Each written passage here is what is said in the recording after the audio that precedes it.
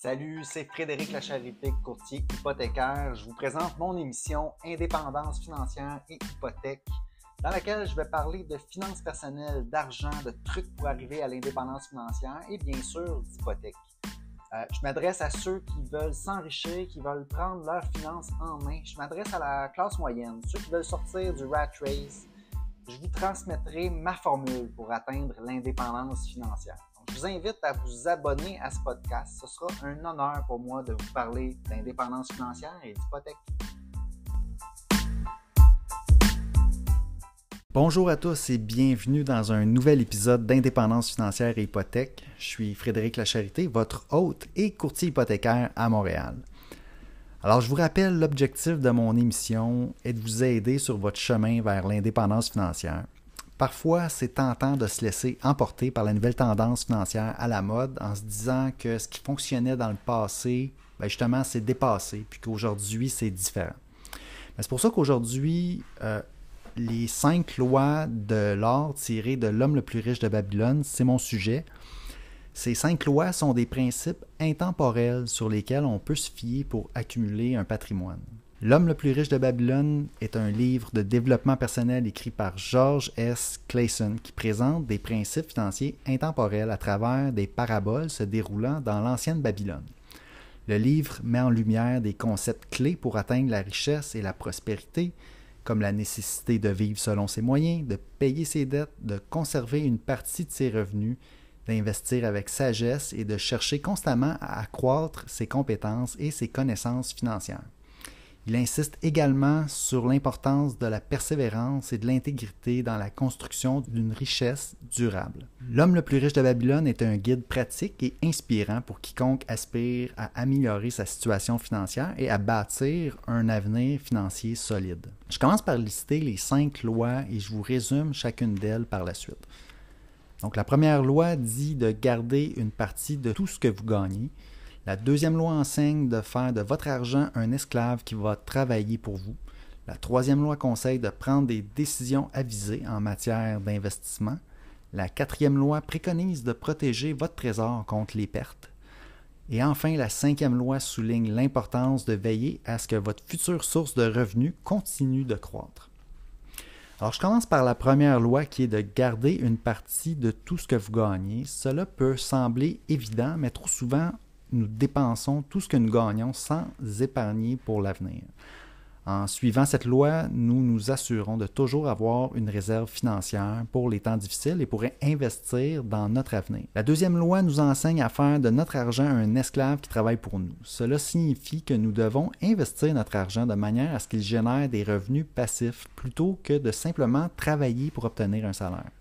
Acheter sa résidence principale, investir dans ce qu'on connaît et comprend, que ce soit dans l'immobilier, les fonds indiciels, va nous aider à atteindre cet objectif. La troisième loi nous exhorte à prendre des décisions avisées en matière d'investissement. Cela signifie faire des recherches approfondies, diversifier nos investissements et ne pas succomber à la tentation de suivre les tendances du marché. En suivant cette loi, nous pouvons minimiser les risques et maximiser les rendements sur nos investissements.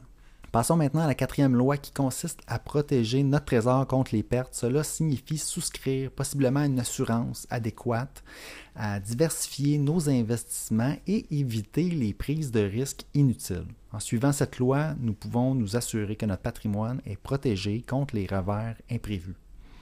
Enfin, la cinquième loi nous rappelle l'importance de veiller à ce que notre future source de revenus continue de croître.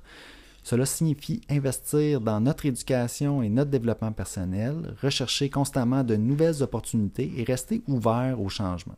En suivant cette loi, nous pouvons nous assurer que nos revenus continuent de croître au fil du temps. Voilà pour un aperçu des 5 lois de l'or et de leur application dans notre quête d'indépendance financière. Si vous aspirez à une meilleure gestion de vos finances et à bâtir une richesse durable, je vous recommande vivement la lecture de L'homme le plus riche de Babylone. Les 5 lois de l'or sont décrites dans une des histoires du livre, mais ce n'est qu'une partie du livre. La véritable force de ce livre réside dans la nature intemporelle des principes financiers qu'il présente. Bien que l'histoire se déroule dans l'ancienne Babylone, les leçons qu'elle enseigne transcendent les époques et demeurent aussi pertinentes aujourd'hui qu'ils l'étaient il y a des milliers d'années. Les principes simples mais profonds de vivre selon ses moyens, de payer ses dettes, de conserver une partie de ses revenus, d'investir avec sagesse et de chercher constamment à accroître ses compétences financières sont des vérités universelles qui restent immuables malgré les fluctuations économiques et les évolutions technologiques. C'est cette intemporalité qui rend ce livre si précieux, offrant des conseils pratiques et des perspectives inspirantes qui peuvent être appliquées à toutes les situations financières, quel que soit le contexte ou les défis rencontrés. En finances personnelles et en investissement, on se pose souvent la question, est-ce que ce qui a fonctionné hier va fonctionner aujourd'hui ou demain? Eh bien, ce livre nous enseigne les concepts qui ont fonctionné hier et qui fonctionneront aussi aujourd'hui ou demain.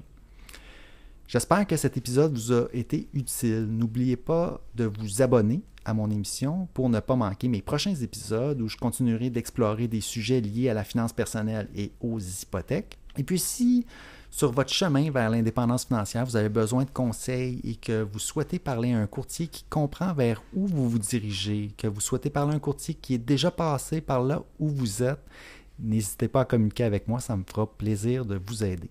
Merci de m'avoir écouté et je vous souhaite un bon cheminement vers l'indépendance financière.